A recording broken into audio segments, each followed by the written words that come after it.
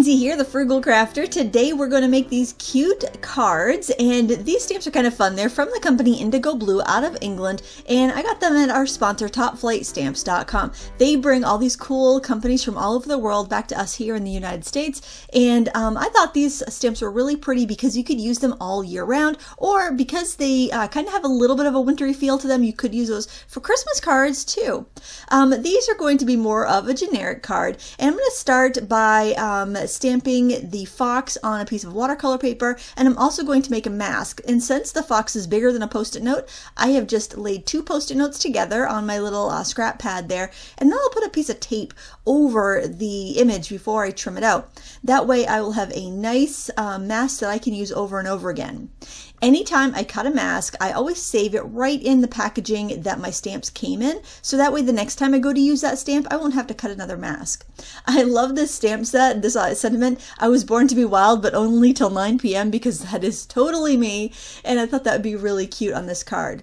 We're going to do some ink layering here, and I'm using this stencil that I've had for a long time. I think it's by Heidi Swap, but the reason I wanted to use this is that it kind of looks like a disco ball to me. Like, you know how disco balls make those the circles of light kind of beam out from it like that, and that was kind of the idea I got because I'm like, oh yeah, party only till 9 p.m. and I thought this kind of reminded me of a party, and having the fox asleep at the party I thought would be really cute and funny, and so that's why I wanted to get this kind of disco ball theme. And I'm just using some blue, yellow, fuchsia, and orange distress ink just to kind of sponge it on there with my little homemade sponge daubers, and then I'm just giving it a little bit of pink around the edges because out of those colors I like the pink the best.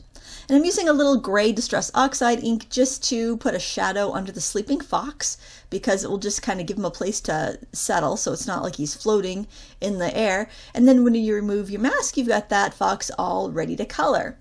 For coloring, I'm going to use watercolors.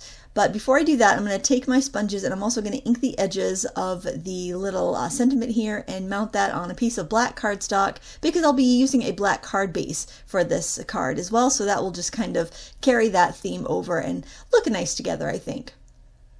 I'm going to adhere this to my card base before I go to color it because it will just kind of keep it steady, and that way I can set the whole thing aside to dry when it's all put together. I'm also going to do some glittering, and I just want to be able to let the whole thing dry and not be tempted to touch it again until it's all done, until it's all dry.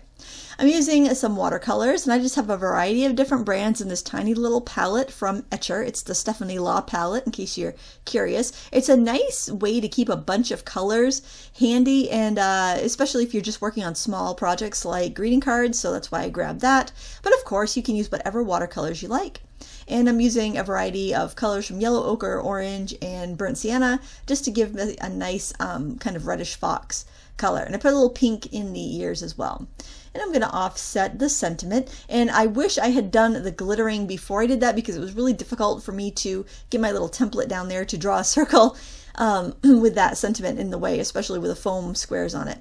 But I'm taking a silver marker and I'm just tracing a circle from my circle template and coloring it in. And since I couldn't press the circle really well down to my card because I'd already put that sentiment on there, it's a little odd shaped, but it'll be fine.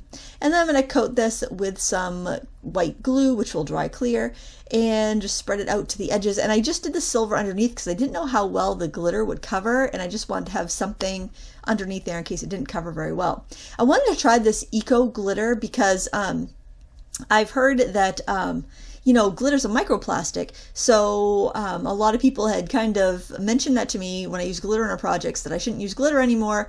So I saw this eco glitter, and it's biodegradable, so I thought I'd give that a try to see if it's as sparkly as regular glitter. So far so good. I think it looks nice and glittery and sparkly, so it's a good option for those of you that are concerned about glitter in the environment. I wouldn't go out and throw away all your glitter and buy eco glitter, but if you're running out of some colors, it's a good option to restock. You know, because if you just throw away a tube of glitter, then, well, it's going to the landfill and it's getting in the environment, so you might as well just use it up, and then when you go to buy new, buy the eco glitter. That's my thought anyway. You can do what you want to do. And I'm stamping these polar bears for the next card out on another scrap of watercolor paper. I'm using the Canson XL watercolor paper, which is very inexpensive. You get like 30 sheets for between $5 and $10 depending on the sale, and it's smoother than a lot of watercolor paper, so you can stamp on it really well, especially if you have a nice high quality stamp. You'll get a really good impression. Now, since polar bears are white, I wanted to get some really kind of pale colors. And if you go really light with your colors, use the kind of like teals and purples and pinks and yellows, but you keep them really, really light, you can still have the illusion of white, but you've got a little color in it, so it looks a little interesting. This paper is from Crafter's Companion, and I just really liked the, it's actually a Christmas collection, I think. I just really liked the winter scenes in there, and I thought it would go really well with these stamps. And there were some that would go really well with that fox stamp too, but I just wanted to try a couple different techniques today. So I thought that I would give you a couple different ideas. This trim was kind of interesting. I cut the strips of the rhinestones apart and just kind of made a frame with it. And it just gives it a little extra bling there, but of course you could leave it out if you don't like it. I know it can be a little bit much for some people to have rhinestones on their card. So now you can kind of see how pale those colors are. It just gives it a little bit of volume without really changing the color of the polar bears too much.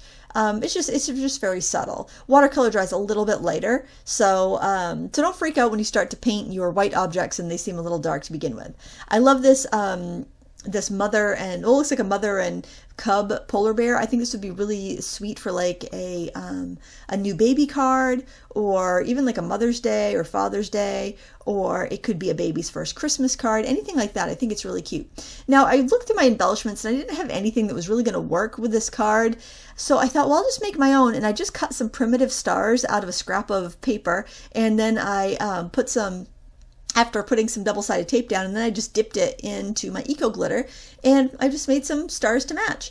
And I thought that worked pretty well. I didn't want to overpower the image, but it felt like it needed something, so that's what I decided to do. And of course, you could use a variety of sentiments on this, like welcome new baby, or happy Father's Day, or whatever. You could use it for whatever occasion you want. And now I'm just using a Wink of Stella pen, which is like this glitter pen, to cover up my polar bears, just to give them a little subtle sparkle.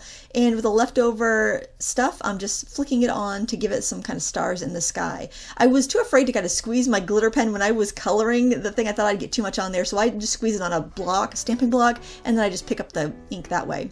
You can find the stamps I used at our sponsor, topflightstamps.com. I hope you enjoyed these ideas, and you give them a try in your next card. Thanks so much for watching, and please leave a thumbs up if you enjoyed this video. Have a great day. Until next time, happy crafting.